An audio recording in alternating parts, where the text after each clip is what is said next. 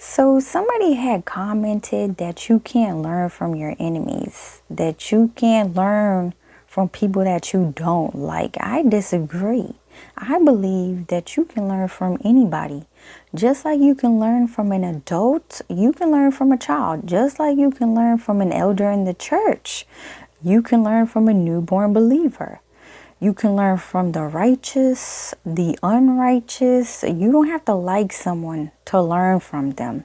And some people may not want to hear this first part, but bear with me. A lot of your enemies have good qualities. Let's take a look at the ants in Proverbs. Take a lesson from the ants, you lazy bones. That's a funny word, y'all.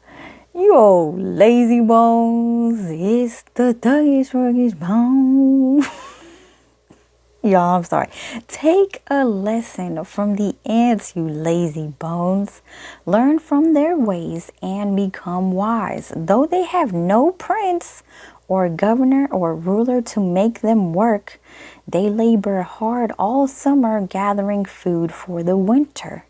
Like the ants, your enemies may not have a ruler. God is not ruler over their life, but they could have one of many qualities like being a hard worker.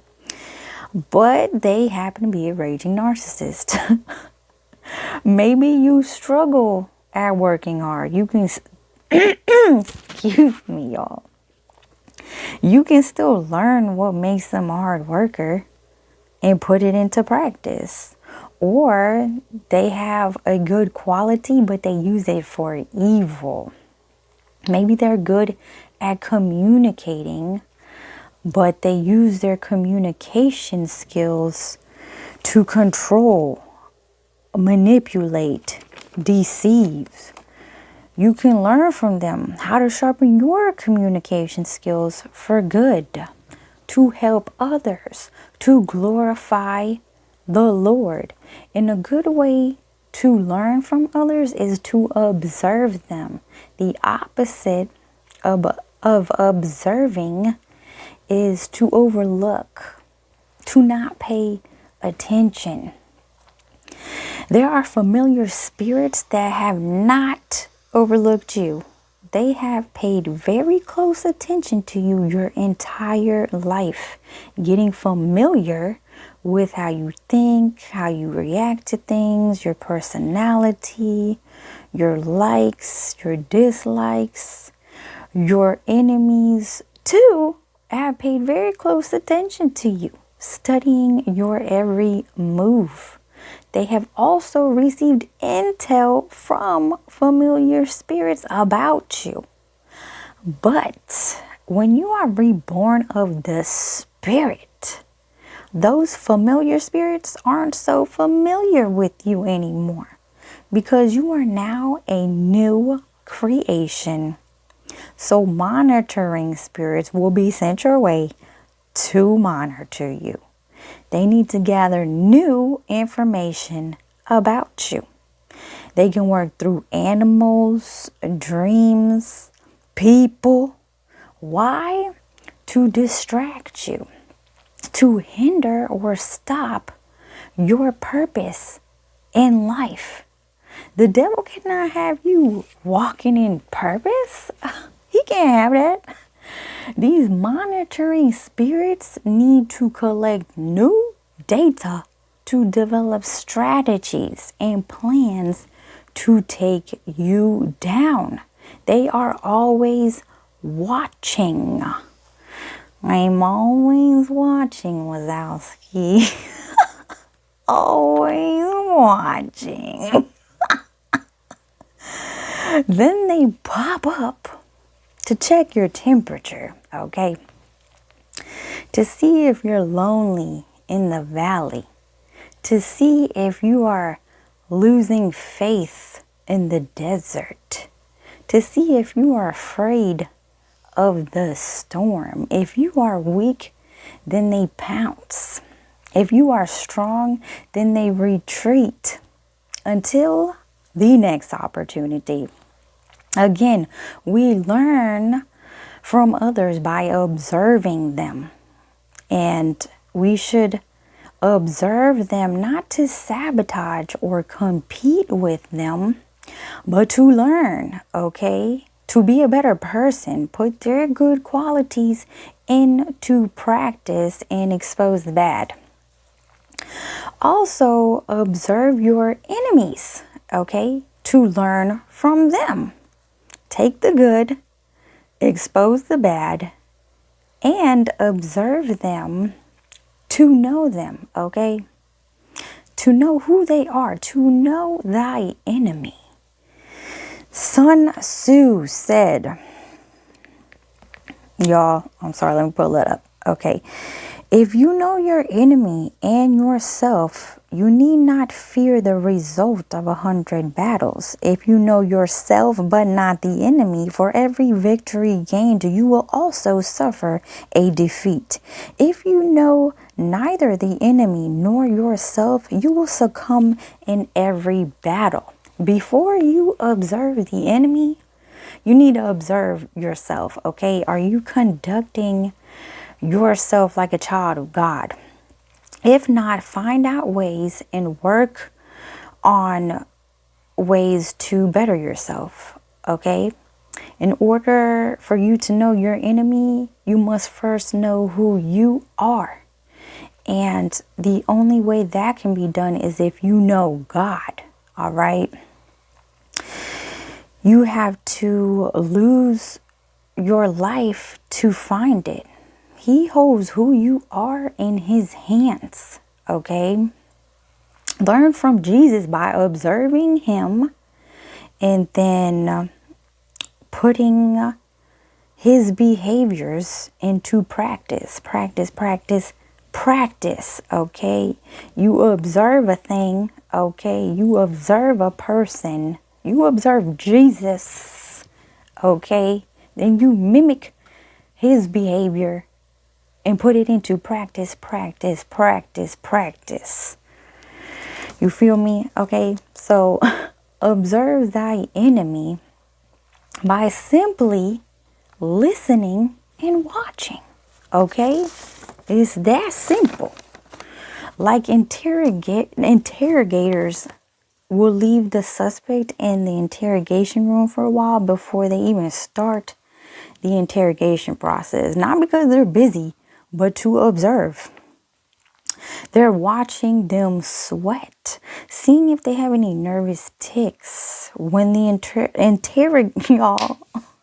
Why can't I say that word? When the interrogation begins, they're still observing, okay? Watching their body language, listening to the pitch of their voice to detect any deception, watching to see if any of those nervous tics come up when they put that pressure on them, listening to any inconsistencies in their story. Just watch and listen. You don't have to tell them what you know. Like a lot of times the interrogators already know they're guilty. They're just gathering data. Maybe get a confession out of them. They're allowing them to tell lie after lie after lie. Just watch and listen. Be quick to listen and slow to speak. And be careful because they will try to take advantage of your kindness, okay?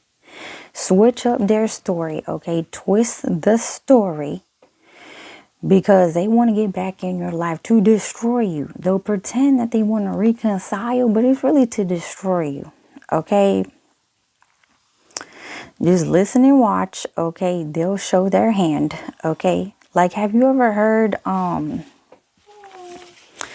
911 calls or the murderer calls? And they start going into detail like, hello, I went to the gym and when I got back home, the door was wide open. It looked like somebody tried to rob us. Then I went upstairs and that's when I saw my husband. Please help. Somebody come, please, now. You know, where most people would be like, help, I need you, somebody to come right now.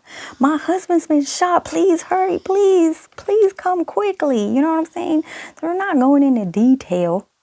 They're in shock. They're worried about the person getting help. You know what I'm saying? Just pay attention, okay? Pay attention. Let them talk. A lot of times you'll find them explaining themselves. And you're like, I ain't asked you nothing. Why is you explaining yourself? Guilty? Robbery gone bad? Is that what happened? You know what I'm saying? Their mouth is a shovel. Let them dig a hole with it. They'll start talking about their family, their friends, that new love interest they left you for, how horrible they are, and how they want to destroy them. That's how they feel about you. When they tell you how they hate this person and that person, they're telling you how they hate you. And I'm not telling you to never trust anybody, but just, be careful, Like, there's a lot of friends that you think are your friends, and they view you as the enemy. Ask God to sharpen your discernment. Like, a lot of people say that when somebody is lying to you, that they'll break eye contact. They'll look off to the side. Okay, that's not always the case. Okay, there are some people that will not break eye contact. Okay, they will stare you right in the eye because they're searching your eyes to see if you believe them. Don't tell them if you believe them or not, okay? Keep them guessing, okay? Remain a mystery.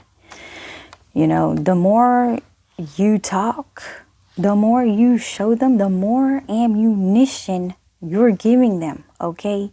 Remain a mystery. Don't tell them your personal, life. Let them do that, okay? And then when it's your turn, start talking about the weather or something. Why is that funny? Look here like we have a 65% chance of rain. Just start talking about the weather, okay? Know God, know yourself, and know thy enemy, okay? You will no longer be predictable. You will be unpredictable. And how they were once unpredictable, they become very, very, very predictable. Observe others to learn how to be a better person for others, to glorify God, Continue to learn. Always learn. Keep the good, leave the bad, share the good, expose the bad, and love your enemies. Pray for them, okay? Pray for your enemies now, okay? Let's love our enemies and pray for them, okay? I want to finish off with a poem, y'all, by, what's his name? Edmund Cook, okay? Don't leave me now.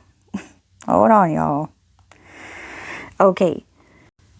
Did you tackle that trouble that came your way with a resolute heart and cheerful, or hide your face from the light of day with a craven soul and fearful? Oh, a trouble's a ton, or a trouble's an ounce, or a trouble is what you make it. And it isn't the fact that you're hurt that counts, but only how did you take it. You are beaten to earth? Well, what's that? Come up with a smiling face. It's nothing against you to fall down flat, but to lie there, that's disgrace. The harder you're thrown, why the higher you bounce. Be proud of your black and eye.